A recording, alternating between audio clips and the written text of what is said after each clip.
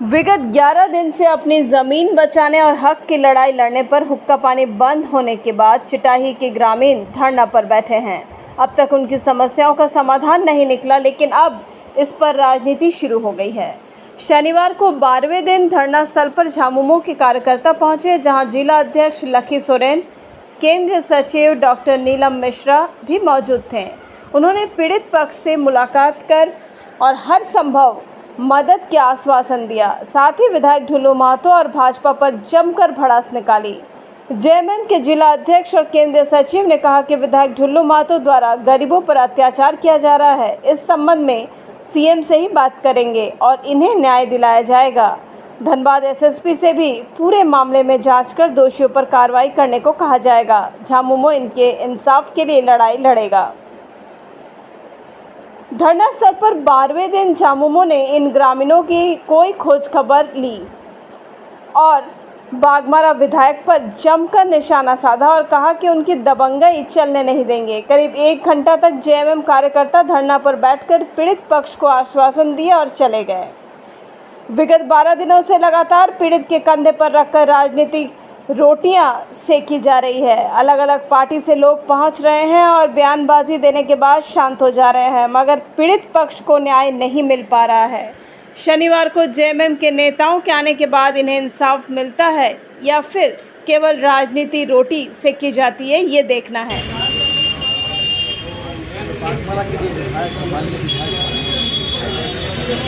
इससे लोग तरस हो चुके हैं। आप लोगों ने देख रहे हैं 12 दिन से यहाँ पर धरना पर बैठे हैं। महिला लोग इन लोगों के साथ कैसा अन्याय हो रहा है। इसका जमीन नहीं, वो किससे का लैंड दादागिरी किसका चलता है, माननीय विधायक का। जो विधायक होता है, जनप्रतिनिधि है, सभी को काम देखना है। लेकिन आज इस तरह से कर रहा है, इस तरह से अन्याय है। हम चाहेंगे तो वहाँ के विधायक का जो महिला लोग का धरना पर बैठे लोगों का पानी बिजली जितना जल्दी हो सके उन लोग को जोड़ दिया जाए। और जो जमीन का बात है वो जांच करें, बागबान का सीओ जांच करके दूर का पानी का मालिक है, वो जमीन किसका सरकार है। देखिए सरकार संज्ञान में आ गया है। हमारे माननीय पार्टी के जिला से सचिव महोदय साथ तक पहुँचे हुए हैं। अब निश्चित है इंसाफ मिलेगा, इन लोगों को इंसाफ मिलेगा। और कावे शब्द बोलेंगे 2 दिन दूर नहीं है। और जो लड़ाई लड़ा है उसका हम जो इन लोगों ने दिखाया अपना 12 दिन से लगातार हम लोग धरना पर बैठे हैं। इसका धरना देकर के हम लोग आज उपस्थित हैं और इन लोग को ऊर्जा देकर काम कर रहे हैं। मान है जायज है, और हम लोग नरेंद्र मोदी ने बोला बहुत जल्द बाइक से बोल करके बिजली पानी कनेक्शन करवाया जाए और इन लोग का जो धरना उठाया जाए और करवाए। समर्थन में आना पड़ा क्योंकि अन्याय और अत्याचार और कितना रहेगा धनबाद। ये तो एक परिवार है मात्र, ऐसे कई परिवार हैं जो डर से सामने भी नहीं आ रहे। तो ये जो मतलब बाघमारा विधायक जी का जो दबंगई है ये किसी से छुपा नहीं है, लेकिन इतना अन्याय अत्याचार झारखंड मुक्ति मोर्चा नहीं बर्दाश्त करेगी।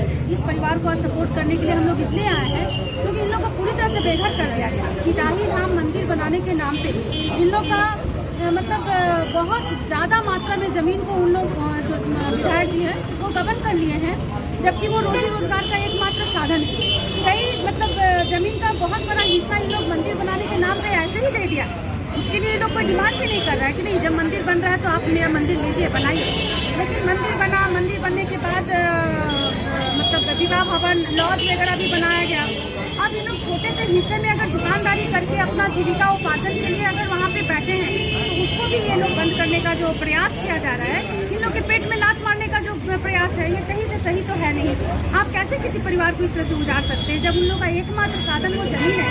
आप जमीन में इन लोग को दुकान लगाने दीजिए। इन लोग का दुकान में अगर इन लोग रोजी रोजगार का कुछ साधन अगर बना पाते हैं तो उसमें उनको आपत्ति नहीं होना चाहिए।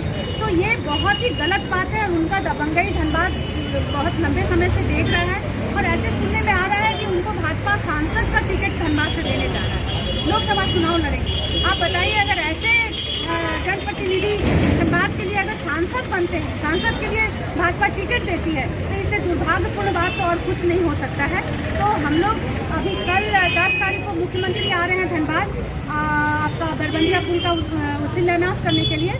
तो हम लोग मुख्यमंत्री जी से भी मिलेंगे, इस मतलब जो परिवार है इनके बारे में बात करेंगे। हम लोग प्रशासन के पास भी जाएंगे कि भाई इन लोग केस भी किया है अगर, तो अभी तक केस में किसी प्रकार की सुनवाई या किसी प्रकार का कोई स्टेप क्यों नहीं लिया गया, आखिर प्रशासन भी इसमें चुप्पी क्यों साधी हुई है।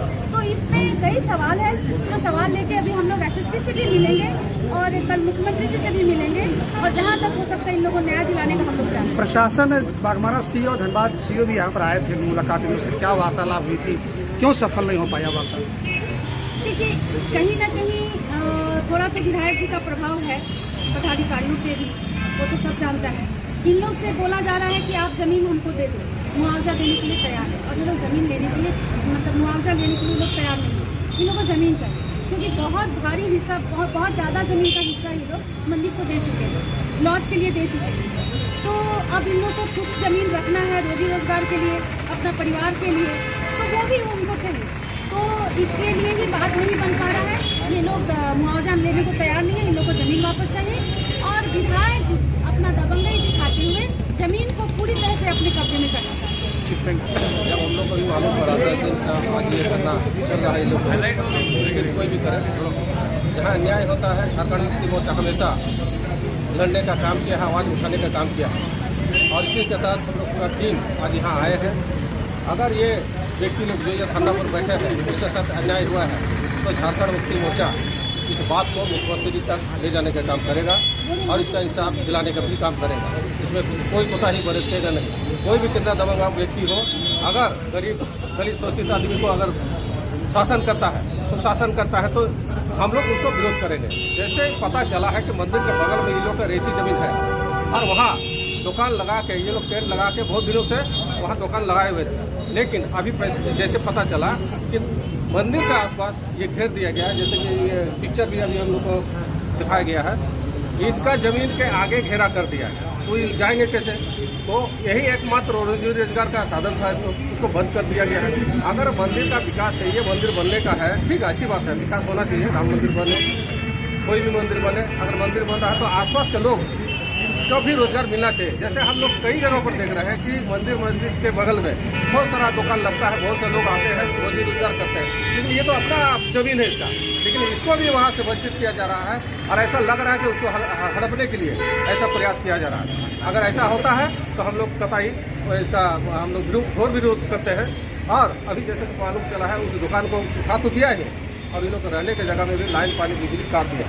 ये बहुत शर्मसार बात है, इसको नहीं करना चाहिए। एक इंसान के रूप में इसको भी जीने का अधिकार है और वो लाइन पानी बिजली काट देता है, तो कैसे आप लोग समझ सकते हैं? तो ये तमाम समस्या जो है इनका साथ लगा हुआ है, हम लोग उसके साथ हैं और किसी भी तरह का और लड़ना पड़े तो हम लोग लड़े। एक और ये लोग बोल रहा है कि मेरा जमीन है, विधायक जी बोल रहे हैं ये जांच का विषय है, ठीक है, दोनों का बात है, कोई किसी पर इल्जाम लगाना इस सच नहीं है।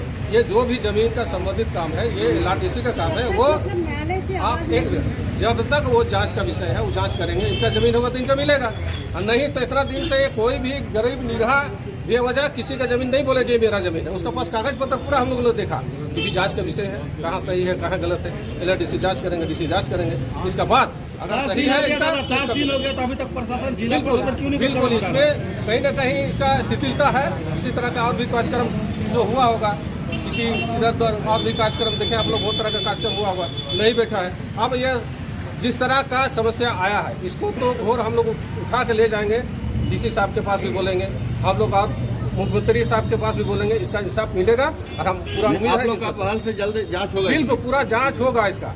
चलिए।